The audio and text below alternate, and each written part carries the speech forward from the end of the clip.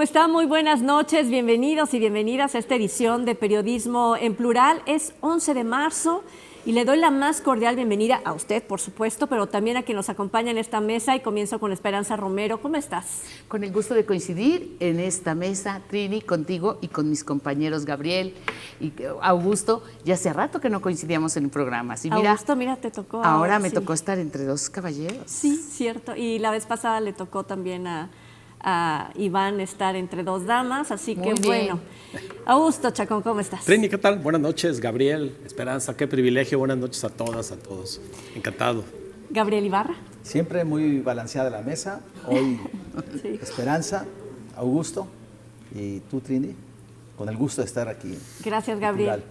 Pues vamos a platicar esta noche, sin duda, ¿no? Venimos de una conmemoración del 8 de marzo, Día Internacional de las Mujeres, y lamentablemente se registraron hechos que empañan nuevamente, ¿no?, la lucha, los logros, el camino andado de parte de las mujeres para evitar las violencias. Contra la violencia 8M será nuestro primer tema, y posteriormente abordaremos la lucha que tienen también estudiantes de la Normal Rural de Ayotzinapa y todo lo que ha sucedido después de la manifestación en Palacio Nacional, el enfrentamiento que tuvieron con elementos de seguridad del estado de Guerrero y lamentablemente la muerte de uno de estos estudiantes. La agenda electoral, ¿qué está pasando con las figuras protagonistas en este proceso político electoral? Lo platicaremos, desmenuzaremos también en diferentes temas con quien nos acompaña en esta mesa esta noche. Vamos a comenzar con el 8M, 53 mil mujeres que marcharon justo en tres manifestaciones diferentes. La más grande fue esta de 50,000, Esperanza, que fue lo que calcularon las autoridades, ¿no?, que se hicieron presente desde el centro de Guadalajara hasta la glorieta de las y los desaparecidos. ¿Estuviste presente virtual, presencial? Estuve presente virtual y a través de mi hija menor de 22 años, acompañada de amigas que decidieron ir en esta ocasión en una especie de reporteras, de ir grabando, de ir preguntando y compartiendo el sentir. Pero sobre todo, a mí me parece, cuando comienzas con el tema, Trini, el de los actos vandálicos o la nota que pueden dar a algunas manifestantes que en el arranque de ira causan destrozos, a mí me parece que eso debe de ser lo menos. Es decir, en la participación cada vez mayor, y creo que la cifra lo confirma, en los últimos 10 años, de cómo las mujeres hemos transmitido el mensaje de la importancia de alzar la voz. Y desde tu trinchera, y en un día en que deciden salir a marchar, organizadas, que muy bien organizadas, hay que decirlo. Yo tuve la oportunidad de ver algunos videos que no vi en algunos medios, que me compartió mi hija y que me llamó poderosamente la atención, lo bien ordenadas, bien organizadas y preocupadas por el bienestar de los menores, que a veces, lo sabemos nosotras las mujeres, no es posible dejarlos con alguien y los llevamos a todos lados. Pues somos mamás que hemos cargado con los hijos al trabajo, a las reuniones, a todos lados. Y en la marcha muchos te decían, lo mejor es que no lleven a los niños, lo mejor es que no vayan ancianos. A mí me parece que lo mejor es que vayamos los más que podamos, que vayamos nosotras las mujeres, que nos sumemos al grito de que el cese a todo tipo de violencia, todo tipo de abuso, todo tipo de violación. A mí, de los trabajos más importantes que ha hecho Jalisco Cómo Vamos, cuyo director aquí presente, Augusto, a mí me parece cómo nos va dando la radiografía del miedo. Que salgan a preguntar cómo te sientes, dónde te sientes más insegura o más segura, según le quieras ver. Y cómo llevamos el pulso. Y sí, se ha enrarecido el clima que nos rodea a nosotras las mujeres. Cada vez nos sentimos más inseguras en nuestras colonias, en el súper, en el cajero automático, en el transporte público. Cada vez nos sentimos más inseguras, más vulnerables. Cuando eres madre, tú lo eres, con una hija también mayor de edad. Yo tengo 2 hijas mayores de edad y la preocupación es, si vienes el Uber, compárteme en tiempo real, no te vengas sola, que alguien te acompañe. No, es que me pueden acompañar más tarde, pues quédate hasta que te pueda acompañar alguien, no me importa, prefiero que no andes sola. Así sea en un transporte que lo tienen registrado en una base de datos, pero que no sabes el riesgo cada vez más latente, esa sensación de vulnerabilidad, esa sensación que yo estoy segura ningún hombre la ha sentido. cuando caminas por una calle con una luminaria apagada y cuando sientes que alguien se te acerca. Yo quiero saber si los varones endurecen el cuerpo, aprietan el paso o se detienen o corren. Yo sí soy de las que hace eso. Y cada vez ya ni te esperas a ver si se aproxima o si viene con alguien. Y si ya viene con un niño, ya sabes que debe ser alguien que al menos no trae malas intenciones, no porque sea una buena persona, sino porque muchos se detienen con sus hijos para delinquir o para cometer fechorías. En fin, a mí me parece muy importante lo que acabamos de ver, acabamos de vivir, el que ocasionaran algunos destrozos. Espero que cada año sea menos y menos comentado. Las mujeres que dicen, y la pregunta la hizo Erika Loyo, de la Unidad de Género de la Universidad de Guadalajara, cuando tienes la pérdida de un hijo o de un ser querido, cuando tienes necesidad de alzar la voz y que te ayuden, ¿a quién recurrirías? Esas mujeres que se son atreven. las primeras en fletarse, es la verdad. Sí. Y bien que haces tú pues señalamiento de qué importantes son las radiografías de cómo la mujer vive el miedo, ¿no? Y tú lo mencionaste, ¿no? Cómo se vive en Guadalajara el ser mujer en este 2024. Sí, justamente el 6 de marzo publicamos la 4ª edición de Ser Mujer en Guadalajara. ¿Qué implica ser mujer en Guadalajara? En términos de seguridad, pero en términos de muchísimas cosas. Las mujeres se sienten más inseguras. Y algo que mencionó con tanta elocuencia Esperanza, la espera del camión. El saber que no son los mismos 15 minutos los de un hombre que los de una mujer, nos habla de lo que significa la perspectiva de género. Que espere 15 minutos un hombre viendo al techo, asomándose a una mujer que está medio oscuro, esperando un camión, no son 15 minutos, en realidad es muchísimo más en ese miedo. Las mujeres viven ganando menos, las mujeres tienen jornadas, tienen al menos un día extra a la semana de trabajo si sumamos lo que hacen en sus hogares por cuidados y por la misma casa, por los hijos. A la hora de preocuparse sin alimentos, ¿quiénes se preocupan más? Si en la casa se van a quedar sin alimentos, las mujeres. Los hombres siguen aportando más a la casa, pero en la misma proporción, 6, 7 de cada 10 hombres aportan más a la casa que las mujeres, pero en sentido contrario son 7 de cada 10 las mujeres que administran el dinero de la casa. Son las que se preocupan realmente por todo. Y aún así, les cargamos la mano. Particularmente les quitamos, por ejemplo, las guarderías infantiles. Se nos olvidó lo que eso significa. Coincido con el análisis de Erika Loyo. Piensen en el terror que es perder un hijo, en el terror de haber sido violentada en la calle. Y cuando tienes la oportunidad de sentirte solidaria con otras, pues vas a salir y algunas a lo mejor desde un punto de vista se exceden, desde el otro dices, y deberíamos decirlo, debería ser peor, porque hace unos años eran 500 marchando, hace no mucho. Así es. Ahora son 50,000 y podríamos pensar los varones y podríamos pensar algunas mujeres de las que están ajenas a todo esto, pero ¿cómo? Si ahora tienen derechos, si ahora los partidos están obligados a postular mujeres, pero si en lo profundo las violencias, no una sola, las violencias contra las mujeres continúan. Mientras más salen al espacio público, más se incrementan. Parecería que sí. Por eso la esperanza de que estas manifestaciones ayuden a empujar las cosas va a servir. En Jalisco ha servido. Ha habido un avance en la agenda de género. No el que necesitamos. Sigue siendo muy injustas las cosas. Pero si comparamos con lo que ha sucedido con las políticas de escala federal, hemos avanzado muchísimo. Simplemente en México el presidente de la República decide meterse dentro de unas vallas y no enterarse de lo que sucede con las mujeres. ¿Qué pasó con la bandera, en el Zócalo? No hubo bandera el 8 de marzo. Pues es que la bandera, el comandante supremo de las Fuerzas Armadas decide cuándo es de todas las mexicanas y cuándo es de él.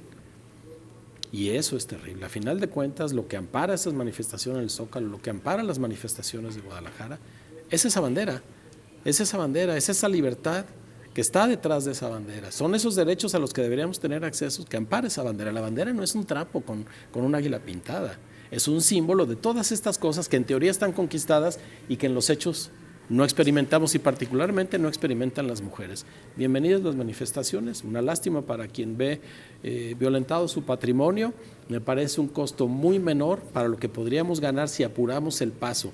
Lo dijo la ONU hace unos días. al paso que va la equidad con las mujeres, va a tomar 200 años que emparejen a los 280, si no es que me equivoco, la cifra que...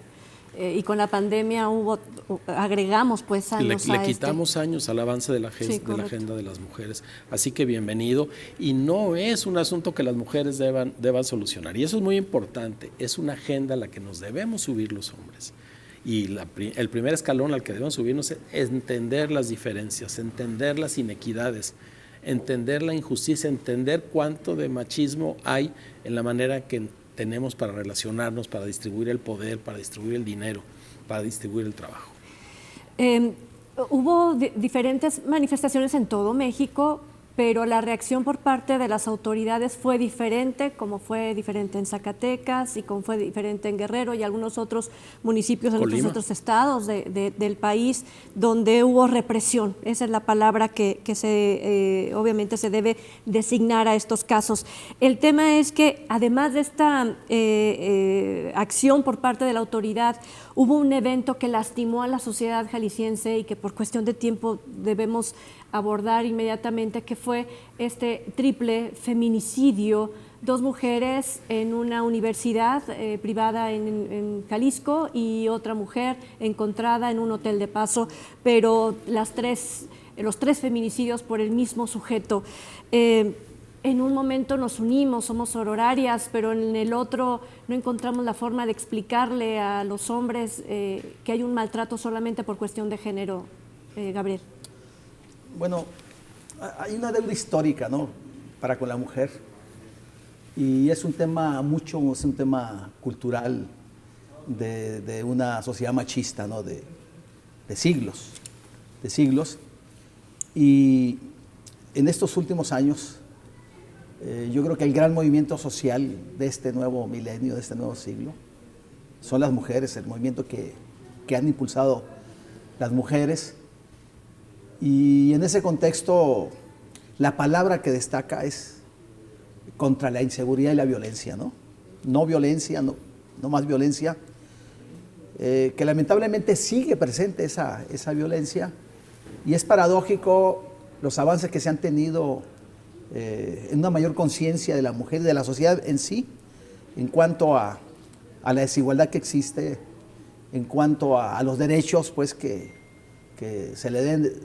debemos de respetar todos, la igualdad en la cuestión laboral, en la escuela, y toda la violencia que vive en los diversos espacios, ¿no?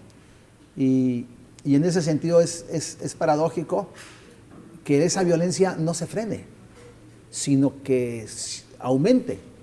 Las estadísticas aquí en Jalisco de los últimos, que serán 4 años, del 2018 al 2023, de 10,000 actos de violencia domésticos que se registraban o se denunciaban, aumentaron casi a 20,000, ¿no? O sea, ¿qué sucede? ¿Qué está pasando? ¿Será que hay más denuncias hoy? ¿Hay más conciencia de la mujer de denunciar? Y eso pues pueda permitir que haya justicia o una esperanza de justicia. Y por otro lado, la otra violencia, esa cruda, asesina, criminal, como la que señalas de este sujeto que asesinó a 3 mujeres, ¿cómo describirlo? ¿Por qué sucede este tipo de conductas? Tendrá que ver con esa violencia general que se vive, que vivimos en una sociedad, porque también es una violencia general que vivimos. Tenemos 3 sexenios donde son cerca de 500,000 muertes violentas las que se han registrado. 120,000 con Calderón, 150,000 con Peña Nieto y cerca de 180,000 en este gobierno. Ha ido en aumento la violencia, y en ese sentido se dan hechos como este, doloroso, de mucho trauma, de un joven que mata a tres mujeres. ¿Por qué las asesina, no? ¿Qué lo motivó? ¿Qué lo llevó? Problemas mentales de salud. Yo creo que es algo también que se está viviendo en esta sociedad, y tenemos mucho pues en ese sentido por reflexionar, por revisar. Y yo quisiera lanzar esta pregunta. trató de privarse de la vida este sujeto en prisión, este joven de 20 años. El tema es cuando un caso se sigue por una enfermedad mental, ¿no? Y no tanto por lo que dice nuestro Código Penal, lo que significa un feminicidio y que tendría más de 100 años en prisión por estos delitos que ha cometido, pero de repente comienza el proceso a voltear a ver la enfermedad mental y con esto a condonar cierta penalidad, ¿no? en lo que él pudiera alcanzar por los 3 feminicidios. ¿Qué opinión te da esto, Esperanza? El planteamiento que haces, Trini, me resulta muy complejo porque me hace pensar en actos atroces como este y decir de inmediato pues la pena de muerte. A mí me parece que hablar de una persona con una enfermedad que es evidente que la tiene, un problema emocional, no debe estar contrapuesto a que haya justicia. Es decir, el que tenga que pagar por lo que hizo este joven le implica estar el resto de su vida en prisión, pero sí también bajo tratamiento, porque no le quita sus derechos. Es decir, él tiene derecho a recibir un tratamiento, una rehabilitación, aunque no para insertarse de nuevo a la sociedad. Esa es mi óptica. Pero yo creo que lo que aborda Gabriel cuando dice, ahorita lo estamos viviendo más, es algo que nos debe llamar la atención a todos. Comencemos por los hogares. ¿Dónde están nuestros hijos? ¿Qué están haciendo? ¿Qué ven? ¿Qué postean? ¿Qué vacíos reflejan? La red social Facebook se diseñó para exhibir nuestros vacíos. A mí me alarma cuando veo a un ser querido que pone hasta lo que desayuna con mi cena. Y digo, algo está pasando, se siente solo, algo está pasando. Tenemos que pensar más en la salud mental, en la salud emocional y, por supuesto, en la justicia, en las familias que destrozó. Y si dio signos, si no fueron atendidos, si nadie se dio cuenta, pues no nos vamos a hacer el harakiri con el hubiera, pero sí que nos sirva para atender todo esto que se da en un contexto donde se nos presenta por primera ocasión. Poner a la mujer en el centro de un reto mortal o de juegos a través de las redes sociales es una situación de política pública. Por supuesto, creo que desde que sucede el crimen se vuelve un asunto de política pública. El mecanismo de decir es que es un desquiciado o está mal de la cabeza o necesita tratamiento es el primer paso para ponerlo lejos de nosotros, para decir desquiciados no hay tantos y fue una anomalía y vámonos a lo que sigue. Por supuesto, los peritajes tendrán que decirnos respecto a su salud mental, pero al mismo tiempo hay una interpelación social. Esto debe interpelarnos socialmente, porque si nada más decimos estaba mal y el mal está muy lejos, está en manos de los desquiciados, no, el caso es que sucedió en esta sociedad, que sucedió en una universidad, que sucedió por alguien que cometió un crimen y después se fue a cometer otros 2, en medio de una sociedad. Él iba armado con un hacha, con cuchillos largos, con lujo de violencia y él sabía que lo podía hacer, que nada iba a suceder.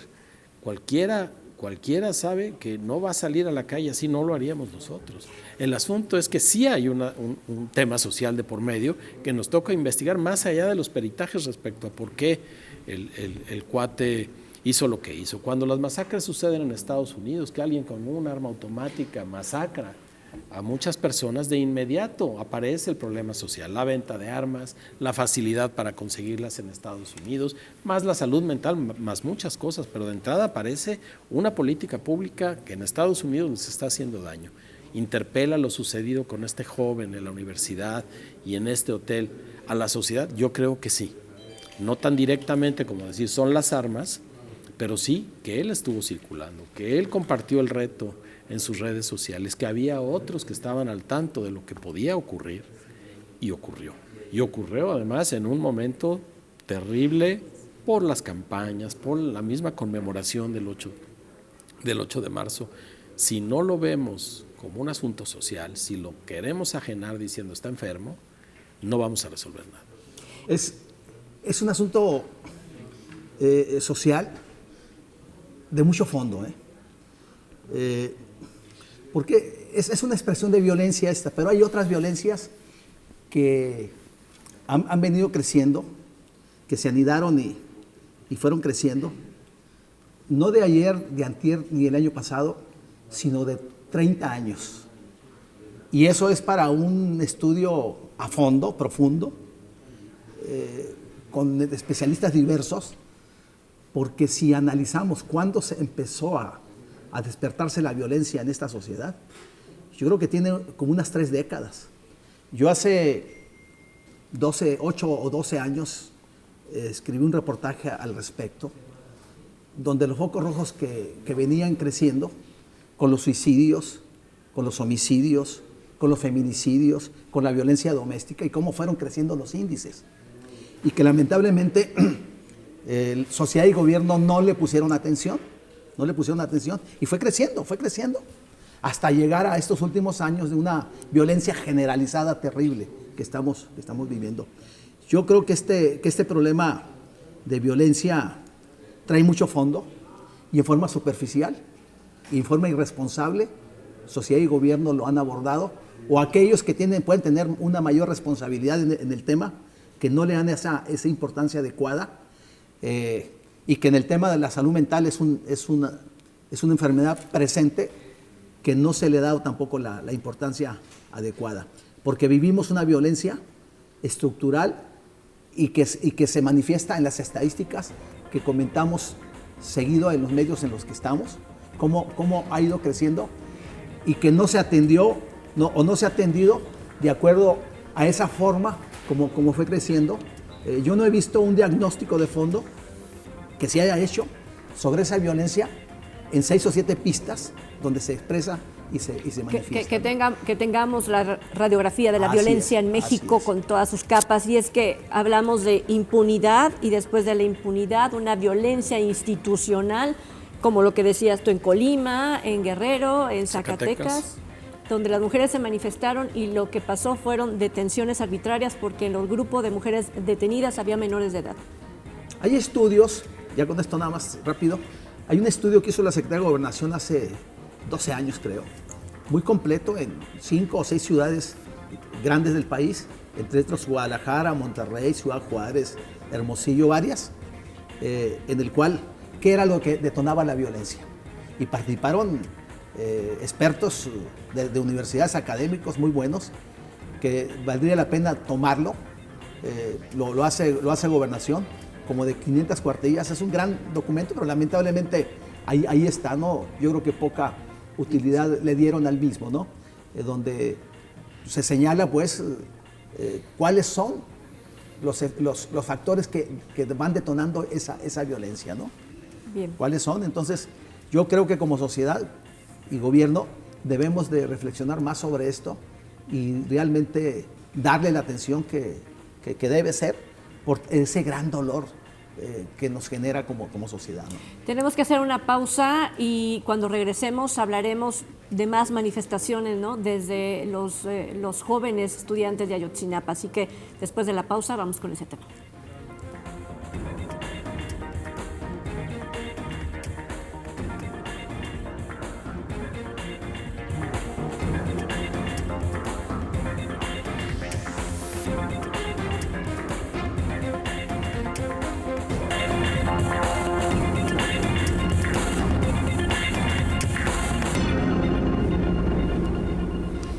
Bueno, estamos ya de regreso en Periodismo en Plural. ¿Y qué dice el abogado de los jóvenes estudiantes de Ayotzinapa, Vidulfo Rosales? Expuso que hay irregularidades en los hechos reportados, donde policías estatales de Guerrero podrían haber asesinado a un normalista el pasado jueves 7 de marzo. Y el miércoles 6 de marzo se manifestaron en el centro de la Ciudad de México y echaron abajo, ¿no?, la puerta de este Palacio Nacional.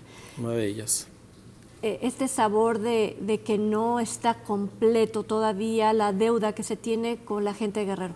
Augusto. No está de ninguna manera completo. En septiembre se cumplen 10 años de la desaparición de esos 43 estudiantes. Ya podemos presumir su muerte después de 10 años, pero lo seguimos diciendo desaparición porque ni siquiera podemos dar fe de todas. Hay algunos que se han encontrado restos de ellos, pero no sabemos qué sucedió a final de cuentas. Y parece que se quedará en el olvido. La oferta de este régimen fue, y de hecho fue uno de los argumentos que lo llevaron a ganar las elecciones en 2018, resolver el caso de Ayotzinapa. ¿Sí? Metieron en la cárcel a quien fue fiscal en ese momento, pero seguimos sin la verdad. La verdad histórica que ahora nos presentan es más o menos la misma, y el presidente dice seguimos investigando. Cuando no los reciben, cuando no les dan la cita, se manifiestan violentamente en una de las puertas de Palacio Nacional, con una camioneta la derriban en el momento en que sucedía la mañanera, como manera de mostrar su inconformidad. Ahora esta normal y muchas de las normales rurales, la Isidro Burgos, en Ayotzinapa, son tradicionalmente protestantes. Los jóvenes suelen inconformarse de esa manera. Y justamente después, cerca de Chilpancingo, la policía de Guerrero presumiblemente mata a este joven. Y lo terrible es que la primera versión de Presidencia de la República fue que le habían encontrado armas y hasta drogas y que ellos habían disparado primero. Perdón, ahora se sabe que no. Así es, ahora se sabe que no, porque también el presidente de México lo confirma, que hay una presunción de abuso de autoridad. Esperanza. El presidente hoy lo dice, que fue un abuso de autoridad. No da información a satisfacción respecto a los detenidos. Y digo a satisfacción porque informa el presidente que están puestos a disposición, pero los familiares del joven asesinado afirman que no están detenidos. Pueden estar siendo considerados para un proceso, pero consideran ellos que no se les ha estado aplicando la ley como se debe, porque no están detenidos, y esto, de ser cierto, de confirmarse, pues sería muy delicado. El presidente afirma que fue abuso de autoridad. Esto me parece ya un avance, el que se reconozca que fue una invención. Quienes manejaron la primera versión de que habrían los jóvenes disparado armas y enfrentándose al ejército, es una mentira y fue un vil asesinato. Así es de que ahora, respecto a los jóvenes de Ayotzinapa, no solo tenemos el dolor de decir que no se esclareció el asesinato y no se llevó a la justicia a los responsables de la desaparición de 43, sino que tenemos 44 muertos, uno más víctima de la institución que está en entredicho, de la institución que, dicho por los abogados y por los padres de familia, es la que ha bloqueado, la que se ha movido para que se dé este acceso a la justicia, porque ni siquiera han dado los informes que se les han solicitado, con todo y que fue una oferta desde la campaña presidencial. Ese es el punto de quiebre. La institución Ejército, la Secretaría de la Defensa, la protección y todo lo que ha implicado y lo que representa. Cuando incluso hablábamos de no militarizar al país, y pues se le dio toda clase de encomiendas a esta institución, hasta obras por su expertise o su buen manejo o la confianza que el presidente tiene en ellos. Pero hay un abuso de parte de los elementos de la milicia y asesinan a un joven totalmente inocente. Y la madre de ellos dice: pido cadena perpetua, pido que no haya simulación y pido que aquellos que difundieron esa información falaz renuncien a sus cargos. También están despedidos. Tortura. Dicen que en México ya no hay tortura, sin embargo, hablan también de que uno de los jóvenes, de los que fueron detenidos, se le presionó para que dijera que sí, que habían disparado en primera ocasión contra los elementos de seguridad.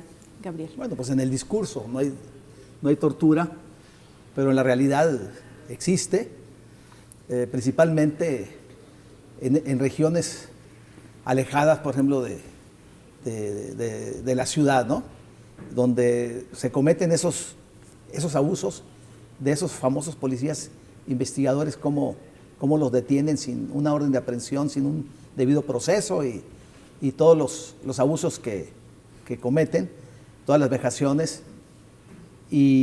Pero el asunto es que este gobierno pues se alimentó de ese suceso, de ese asesinato vil, múltiple, de estudiantes de Ayotzinapa, donde ellos decían que iban a resolverlo, fueron contra la llamada verdad histórica, y lo que hicieron es manosear, hicieron un revoltijo, y había asesinos confesos de grupos criminales. Los liberaron, a un alto número los liberaron porque se violaron el debido proceso o que por tortura los liberaron. Pero si había una posibilidad de resolver el problema, de resolverlo, se acabó completamente por todo ese manoseo que dieron.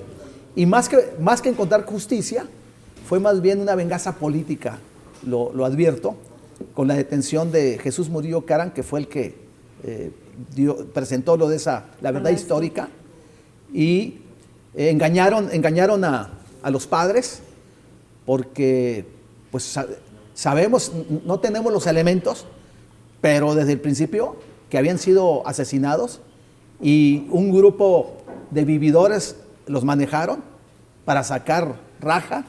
Entre ellos, muchos de ellos están gobernando el país, se alimentaron de ello, y la demagogia y la responsabilidad los ha llevado a un callejón sin salida, donde lo que prometieron simple y sencillamente no lo cumplieron, y ahí viene la decepción de los padres precisamente. Y lo que viene, Gabriel, porque bueno, al menos las autoridades están preparándose para cualquier tipo de manifestación, protesta que sigan realizando, ¿no? Porque parece que desde hace 10 años, ¿no?, continúa siendo su estado natural de esta rural de Ayotzinapa, la manifestación, la lucha y también la represión junto con esto. Sí, porque finalmente, ¿quién mató a los jóvenes? ¿Quién fue? Fue el grupo criminal de Guerreros Unidos, ¿cómo les llaman? Fue complicidades del Estado, militares, policías locales, policías estatales, el alcalde, una serie de complicidades. ¿Quién los mató, pues? ¿Quién los asesinó? ¿Y por qué? ¿Por qué los asesinaron? ¿Por qué? Y bueno, que es muy difícil decir eso, porque finalmente hay quienes señalan a militares y luego los liberan. Luego a los asesinos, los que están confesos, porque los que participaron, que está muy claro, es el grupo criminal que opera en esa zona. Está muy claro que pudo haber tenido complicidad con la policía local, con el ayuntamiento, con el gobierno estatal, con la federal, etcétera, pero ellos fueron los que los mataron. Claro, y que el tema es que cualquiera pensaría que hay una observación especial respecto al fenómeno Ayotzinapa como tal, a cómo se mueven en su estado, y que con eso pues un cuidado especial, ¿no? Al menos como política de gobierno, ¿no? Lo que sucede es que, y esto nos viene muy bien en temporada electoral, es muy fácil prometer, es muy fácil decir esto lo voy a resolver cuando no entiendes el contexto. Gabriel dijo policías estatales, municipales, en ese tiempo existía la Policía Federal, el Ejército, el alcalde, que acabó prófugo y después lo apresaron. Pues en realidad son todos, por eso podemos decir que es un crimen de Estado. Si no fuera de ese modo, ya se hubiera aclarado. Cuando este gobierno toma el poder y se da cuenta de la complejidad que tiene ese caso, que no es sino el reflejo de lo que está pasando en Guerrero, donde no hay un Estado que actúe, pues tiene que dar marcha atrás y tiene que cuidar a uno de sus principales aliados, que es el Ejército. Y el Ejército se resiste a que altos mandos entren al sillón de los acusados a dar su versión de las cosas, ni siquiera a revisar lo que pasa en el famoso batallón, en las instalaciones del famoso batallón 27. No se va a saber, pero esto nos da pistas. Los grandes problemas que tiene México tienen que ver con la falta de autoridad, con la falta de autoridades que conozcan el contexto, que nos presenten un diagnóstico adecuado y a partir de ese diagnóstico adecuado propongan las soluciones conducentes. Eso no ha sucedido, no sucedió con Ayotzinapa, donde al contrario se complica más con este asesinato en días pasados, con la puerta derribada de Palacio Nacional. El presidente lo primero que declara es: no se preocupen, la puerta se va a reparar. Pero si estamos hablando de una cosa gravísima, de un crimen de Estado del que no podemos saber la verdad y que, como decimos aquí, pues sería la cosa más simple. A ver, ¿qué pasó? ¿Quién lo tomó? Pero 10 años después, ¿cuáles pruebas pueden todavía subsistir? Y más cuando está claro que hay agentes importantes que no quieren decir nada.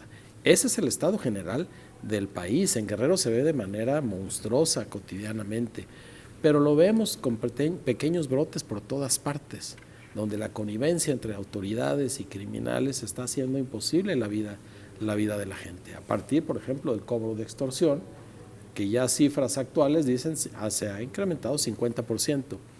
Se ha incrementado 50% las denuncias, que no es un delito fácil de denunciar. 93% de los delitos no se denuncian en México en promedio. Entonces, imaginemos que hay una autoridad que quiere resolver algo que no está en sus manos, que no tiene la capacidad y quedó demostrado. Y yo creo que la beligerancia entendible de parte de la gente de Iguala, de Ayotzinapa, pues va a seguir. La invitación es un poco a lo que sea Erika Loyo del siguiente sector. Imaginemos que matan a nuestros hijos y lo único que queremos es que nos digan qué pasó. Son 10 años, 10 años. Es que la autoridad... castiguen a los responsables, yo insisto. ¿Qué pasó y que castiguen? Por supuesto. El problema es la red de complicidades, los altos mandos involucrados. Hay asuntos de acción y de omisión. ¿Quién los mató? ¿Por órdenes de quién? ¿A quién servían? ¿Qué hacían? ¿Y quiénes formaban parte de esos grupos en torno a la serie de negocios? Guerreros Unidos fue el brazo, pero el ejército los tuvo. ¿Qué hizo con los jóvenes? ¿Los entregó? ¿Qué hicieron los municipales? Las investigaciones, lo que hemos sabido a lo largo de estos años, no dejan satisfechos quienes más saben del caso, por supuesto que son los padres, pero la visión de los defensores, en este caso quiero referirme, por ejemplo, a Vidulfo, al abogado, el que el presidente ahora condicione a recibir a los padres sin la presencia de los abogados, a mí me parece que no es una respuesta positiva para los padres, porque finalmente los padres están confiando con ese abogado o ese cuerpo de abogados, esa organización, Miguel Agustín Pro, y exacto, tienen el derecho de confiar en quien ellos deseen. ¿Qué mejor ocasión, pienso yo, sería que el presidente en un encuentro con los padres y con el abogado y con el defensor, que dice el presidente que ha sido ventajosamente manejado información indebida porque quiere golpear al gobierno, utilizarlo contra la 4T, que lo exijan, que lo abran? ¿Por qué no hacen reuniones a puertas abiertas? ¿Por qué no aprovechamos para conocer ese punto de que el abogado tiene una información real o jurídica, el presidente tiene otra y los papás insisten? Aclárame, respóndeme. ¿Por qué no aprovechar? Lo que sí hemos sabido es de ilegalidades que el presidente ha reconocido, que tiene acceso a la carpeta de investigación, que él mismo la está revisando, que a él le llega información que después tiene que compartir con el fiscal y con la secretaria de Seguridad. Él mismo lo ha dicho. Eso violenta la autonomía de la Fiscalía General de la República, violenta el debido proceso, pero el presidente se erige no solo en policía investigador, es asimismo el fiscal, pero también es el juez y también es quien va a dictar sentencia y va a ser el ejecutor. Y lo único que quiere es tener a los padres a su alcance para él frente a ellos venderles su propia verdad o lo que él cree es su propia verdad. Si somos un país de leyes, él debería ser el primero en respetar el debido proceso y él se lo está brincando todo. Gabriel, para irnos a la pausa. Bueno, pues vivos, se los llevaron vivos, los queremos. Este gobierno, cuando era oposición, esa frase la manejaba. Y bueno, sabían que no estaban vivos. Digo, cuando menos hubieran hecho justicia, no hicieron justicia, se hizo un masacote. Y lo más preocupante también es que es la descomposición de Guerrero. No hay gobierno. Los acuerdos que tuvieron que hacer la alta jerarquía católica con los líderes de grupos criminales para bajarle la violencia, ¿no? Cuando menos que no les tocaran a ellos y a la población. Pero es peor, el acuerdo tiene que ver con que respetar los territorios que ya dominan. Además, y eso se hizo público, es terrible. Entonces, terrible. Yo creo que Guerrero es un ejemplo de lo que puede llegar en el país. No todo el país es Guerrero, ¿verdad? Hay que decirlo también, pero hay estados en los cuales pues están en ese camino, ¿no? De descomposición terrible. Y bueno, yo no sé hasta dónde va a llegar este terrible. Bien lo dices, hasta dónde va a llegar. El tema es que, bueno, las autoridades solamente están trabajando para protegerse de futuras manifestaciones, ya lo dijeron, ¿no? Tienen a toda la fuerza pues coordinándose para evitar que llegue a suceder algo que se les pueda salir de las manos, en lugar de seguir avanzando en la protección de los derechos de los habitantes de Guerrero, incluyendo también al grupo, como tú lo llamas, ¿no? Quien se ha manifestado y protestado toda su vida de esta rural. Nos vamos a ir a una pausa y cuando regresemos precisamente hablaremos de este proceso de campaña, que bueno, hay una serie de propuestas también que hay que analizar para ver hacia dónde van dirigidas pues las pretensiones por parte de quienes están jugando un puesto en el gobierno de México, los gobiernos locales y municipales, al regresar de la pausa.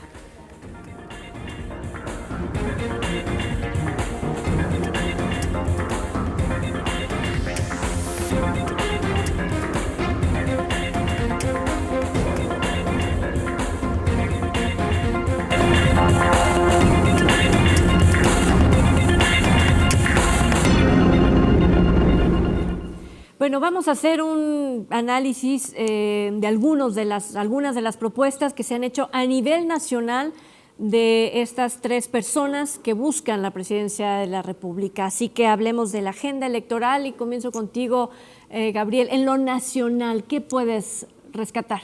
Mira, el tema de las energías, de la política energética y el tema de la seguridad. ¿Con cuál quieres que empecemos? ¿Seguridad quieres? Seguridad. Venimos justo de eso. Seguridad, pues hay propuestas. Y yo creo que una campaña permite la confrontación de ideas, ¿no? Del debate, de visualizar los grandes problemas que tiene México y establecer una agenda y el qué y el cómo. Y ahorita, bueno, estamos en el qué. Yo creo que en ese proceso de 3 meses se irán desdoblando las propuestas. Pero hay una que para mí es la que llama más la atención. Es la que propuso la candidata de Fuerza y Corazón por México de construir esa megacárcel. Esa megacárcel cuando el gran tema es la seguridad. Y un problema que tiene la democracia, en América Latina principalmente, es la porosidad. Ha parido 2 hijos bastardos. La inseguridad y la violencia y la corrupción, la democracia. Y se cuestiona severamente la democracia. Y por eso surgen luego personajes con un discurso muy duro, muy rudo, autoritario, como el caso de Bukele de El Salvador, que gana con el 80%. Se dirán, bueno, es que El Salvador es muy chiquito, tiene 4 millones de habitantes. Sí, pero es reflejo de qué está sucediendo con los gobiernos. ¿Qué es lo que quiere la gente? La gente quiere seguridad. Ya analizaríamos en otro programa el estilo Bukele. Pero llama la atención que Xochitl Gálvez plantea una megacárcel, que es lo que hace Bukele. Y bueno, pues vienen las reacciones en cadena muy fuertes. Y bueno, habrá que ver pues qué otras cosas propone Xochitl, pero en este arranque de los primeros 10 días, yo creo que esa propuesta es la que impacta. Por otro lado, tenemos a la candidata de la coalición Juntos Hacemos Historia, Claudia Sheinbaum, la cual ella argumenta que su gobierno es de resultados, que de los 3 que están participando, ella es la que tiene más resultados, ¿no? Y se va a los índices que maneja en la Ciudad de México como gobierno. Y por otro lado, pues ella mantendría el ejército, o sea, no hay cambio ahí, mantener el ejército. No dice que va a seguir con la política abrazos, no balazos, pero no propone cambios. Y la otra candidata de Fuerza y Corazón por México, ella plantea que los militares deben de ir a los cuarteles, que la policía debe ser civil. Y de Álvarez Maínez no me acuerdo, la verdad, ha sido tan insignificante, lo digo, así lo siento. Pero también quiero poner en contexto qué sucede con los candidatos que proponen en las campañas. O sea, no lo que proponen llevan a la realidad. Y lo recuerdo 6 años atrás, el hoy presidente, él nunca propuso que el ejército iba a formar la policía, la Guardia Nacional, ni propuso la desaparición de la Policía Federal. No lo propuso. Entonces, con reservas, pues, habría que ver estas propuestas que están planteando. Por cuestión de tiempo, le voy a pasar precisamente a Esperanza lo que pueda rescatar. Por ejemplo, abordó el tema de seguridad. El tema de energéticos también fue algo que estuvo run el fin de semana. A mí me gustaría comenzar con algo que aplica para todos los temas y los que se vienen, que tiene que ver con la forma en que arrancaron el 1 de marzo, que ya venían tiempo en campaña, pero oficialmente a partir del 1 de marzo que están en campaña, transcurridos apenas de 11 días, la diferencia de acuerdo a las casas encuestadoras es enorme. Luego, entonces, la estrategia del segundo y del tercer lugar es atacar todo lo que tenga que ver con el gobierno federal, pegarle al presidente y, por lo tanto, buscar a través de ello debilitar las propuestas, las ideas, la campaña de Claudia Sheinbaum. ¿Será un error? ¿Será un acierto? El tiempo nos lo dirá. Apenas comenzamos. Son los primeros 11 días del periodo de 90 días de campaña, pero de que tienen que atizarle al fuego, eso te lo dicen todos. ¿Por qué? Porque cómo van a revertir los números, que si bien es cierto, no es definitorio lo que te pueda marcar un estudio de una casa encuestadora, pero te están reflejando una foto de un momento en un sector. Hace unos momentos, fuera de corte, hablábamos también de las manifestaciones y de los que antes decían yo soy 4T o soy obradorista y que ahora están molestos por casos como Ayotzinapa o por incumplimientos. Pero también tenemos a aquellos que dicen no, yo no voy con el Frente Amplio, Fuerza y Corazón. ¿Por qué? Porque a mí priismo, panismo significa lo peor, y esa línea de los perredistas que se sumaron pues están desdibujados. En fin, esto, insisto, apenas comienza, y si es en el tema de la seguridad, y si es en el tema de los energéticos, tanto Álvarez Maínez, que por cierto ya por cuestión mercadotécnica se quitó el Álvarez y ya es Maínez, tendrán que tratar de marcar la pauta. Incluso Xóchitl va más allá. Ella, sabiendo que en la posición que está puede remontar y está hasta en un plan provocador, y reta al presidente, y el presidente dice no le puedo responder. ¿Qué te pareció en el tema de los energéticos, el de cerrar, cuando se por refiere ejemplo, las a lo de refinerías? Cadereyta? Y el presidente afirma que no está la información que ella tiene respecto a lo de la contaminación de la planta, pero considera que no es lo mejor cerrarla. El punto es, esto está abriendo tema que creo que con todo y sus fallas, pues a Xóchitl le está permitiendo empezar a marcar en la agenda, en la comunicación, en las conversaciones, y a que le pongamos el ojo a un tema tan importante como es el de la política energética, como es el de la seguridad. Y en la política energética, a mí me parece que con sus problemas, con sus errores, pero sí hubo una visión muy clara. Pemex fue la gallina de los huevos de oro. Pemex fue siempre ordenada, saqueada, y ahora y sí creo que Pemex había que rescatarla. Y Pemex se le ha quitado una buena parte de la carga tributaria, pero sí Pemex está en esos focos que se encienden porque representa pérdidas. Pero bueno, esto es todo un tema, me parece que ameritaría para un programa especial. El tema de Pemex me parece apasionante, como el tema de Bukele y las cárceles. Seguridad, sí. En lo que dice Gabriel, creo que el candidato de MC, pues hasta gracioso se quiere hacer, Maínez, y también le va a buscar hasta por la estrategia porque quiere meter gol al final. Bien. Entonces esperemos que sorprendan. ¿Resaltas estos temas a nivel nacional en las campañas que estamos viviendo? Sin duda el gran tema para la sociedad es la seguridad. Y yo esperaría, quizá románticamente, no soluciones de voy a hacer una cárcel o voy a aplicar lo que apliqué en Ciudad de México. Creo que lo que aplicaron en Ciudad de México no se podría hacer en Guerrero, o no se podría hacer en Oaxaca, o no se podría hacer en Tamaulipas. Creo que lo que esperaría, insisto, es un diagnóstico correcto de la situación de inseguridad pública, que dialogue con la sensación de inseguridad en la que vivimos. Y eso no lo he visto. Una cárcel del tamaño que sea no va a solucionar el problema de inseguridad. Una estrategia puesta, y habría que revisarla puntualmente, y esos números puntualmente, como sucedió en Ciudad de México, que dialogue con la inseguridad que sienten en los Altos de Chiapas, me parece que no es el camino. Nos está faltando qué voy a hacer a partir de cómo entiendo el problema que estamos viviendo. El de seguridad es número uno. Y el de energía nos va tarde o temprano a costar. Creo que hay que revisar la función de las refinerías, dado que el petróleo va de salida no me parecería descabellado revisar si es necesario que sigamos invirtiendo en refinerías. Lo que sí nos surge es producir más electricidad y más electricidad limpia. Y no solo producirla, nos surge poderla conducir, que ese es el gran asunto de la Comisión Federal de Electricidad y no se está abordando. Si produjéramos energías limpias suficientes, ¿por dónde las vamos a transmitir? La Comisión Federal de Electricidad no ha invertido en las redes de transmisión, que esas sí son su monopolio, y de eso no se está hablando.